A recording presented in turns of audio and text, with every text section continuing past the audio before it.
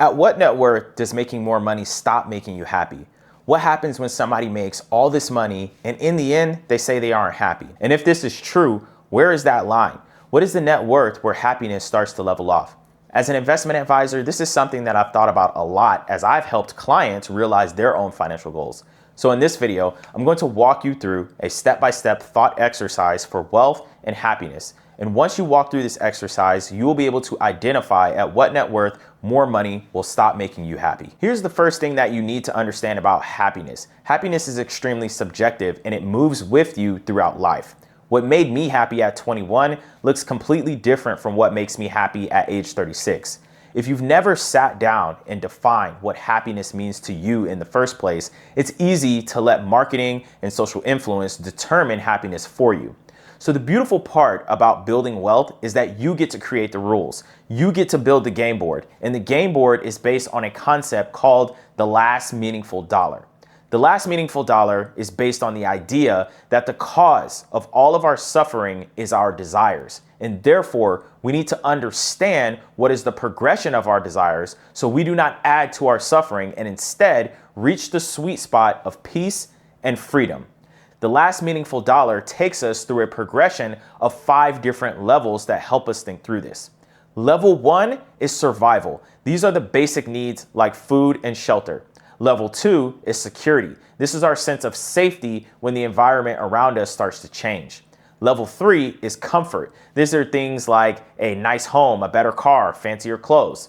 Level 4 is freedom, the ability to control our time. And level 5 is excess. And what we want to do is stay right between level 4 and level 5. And all 5 of these levels are determined by 4 pillars that decide our happiness and determine how much money we need. So our 4 pillars of total happiness are number 1, our lifestyle. Number 2, our family. Number 3, our health. And number 4 is our work. These directly control how much money we need for survival, security, comfort, and freedom. So let's walk through each of the 4 pillars so you can determine what is your happiness number. Pillar 1, our lifestyle. I want you to close your eyes and picture your ideal lifestyle. What does your day look like? What kind of relationships do you have? And start to write it down. And I want you to get very clear about this lifestyle and get unapologetic about it. Notice that I said lifestyle. I did not say what material that you want. The material items are a part of our lifestyle, but it is not the lifestyle. When we do this, we start to become more grounded in the true essence of earning money because we often notice that nowhere in our visualization of our ideal lifestyle is a brand new Rolex. Now, I want to be very clear with you. I am not saying that you shouldn't seek nice things. As a matter of fact, I love nice things. I love fancy things. But what I am saying is that these material items are not the pillar to your lifestyle. If you know what your ideal lifestyle is, the material are just nice additions. That's an important distinction. So number 1 is to write down your lifestyle that you want and how much that lifestyle costs. Pillar 2, our family. Family is one of the biggest drivers of your day-to-day life and happiness, and it's one of the biggest drivers of your finances. Having a family costs money and supporting a family costs money. So I want you to get very specific here. Do you want to be married? Do you want to stay single? Do you want 1 kid? Do you want 5 kids? Take a minute, close your eyes, and picture your ideal family dynamic and start to write it down. And then based on what you wrote down, I want you to Google what is the average cost of raising a family of that size annually, and this will give you a good estimate. Now, if you're walking through this exercise so far and you're finding it hard to put these things down on paper, I built something that's just for you.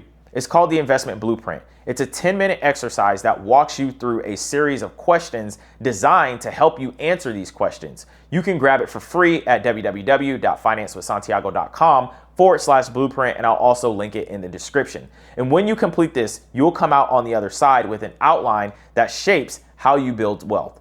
Now, pillar 3 is our health. Have you ever noticed that people that have more money just tend to look and feel and seem healthier? And that's because health isn't cheap. And I'm not just talking about routine doctor's visits. I'm talking about massages, facials, going to the chiropractor. These things add to your overall quality of life and they cost money. So think about what condition of health would make you happy. Do you want to be more flexible, for example? That may mean you need to hire a stretch coach. I'll tell you that as I've gotten older, my body doesn't bounce back after a workout the way it used to. Getting stretched out and hiring a stretch coach costs money, but this adds additional quality of life to my lifestyle. Your health is directly tied to your finances, so you need to be clear about what kind of health that you want to make you happy and write it down. And once you have that written down, I want you to research and find out what is the average cost of these services, and then determine at what frequency you want to use these services. Pillar number 4 is our work. A lot of us have this idea in our head that when we make enough money, we'll never have to work again, and that's where happiness lives. And I'll tell you right now that after working with a lot of different clients, everybody needs a purpose. What we are seeking is not to get away from work, but we're seeking freedom to do the work that we enjoy. There's a big difference. So get clear about what work brings you happiness and excitement. Maybe happiness isn't a high-paying job. Maybe it's volunteering for free. Maybe it's sitting on the board of a charity that you really care about. Get specific about the kind of work that makes you happy and not just the work that pays the most. Now, here's where it all starts to come together. Once you've mapped out all these 4 pillars, I want you to ask yourself, to live this lifestyle that I've just described and wrote down, the work that I want to do, maintaining the health that I want, building the family dynamic that I want, how much money does that take? Because everything has a price associated to it, even if that price is time. So you'll notice something when you do this. It starts to shift you from acquiring things and material to acquiring a purposeful life and a level of comfort that makes you happy and excited to wake up in the morning. Going from $100 million to $150 million probably doesn't change your life in any meaningful way when you break out these 4 pillars and list them down on what actually is driving your happiness. But going from $100,000 to $500,000 can completely change what kind of healthcare you have access to, what kind of home you live in, what kind of school your kids go to, and adds to your overall survival, security, comfort, and freedom. Those 5 levels that we described earlier, not including the excess level at level 5. Now, once you have this number mapped out on what your life costs per year, all you need to do is you need to take this number and then divide it by 4%, and this is your overall net worth goal. And this is the line where getting more money after this marginally stops adding any type of happiness to your life because you've mapped out what makes you happy. And you can repeat this exercise every single year and make adjustments as your life changes. A lot of things with money and investing is not about finding a secret investment or hack that makes you rich. It's about being crystal clear about where you want to go and why you want to go there. So here's what I want you to stop doing after you watch this video. Stop chasing money for the sake of chasing money because you think a bigger number equals a happier life. And instead, start chasing the 4 pillars that you just wrote down, which determine at what net worth more money will just stop making you happier, and that you can live a life of purpose, and that you don't have to worry about entering level 5, which is excess, where the marginal utility of money just starts to lose its purpose. The money is never the goal, it's the tool. It's the conduit that lets you get to the lifestyle, the family, the health, and the work on your own terms.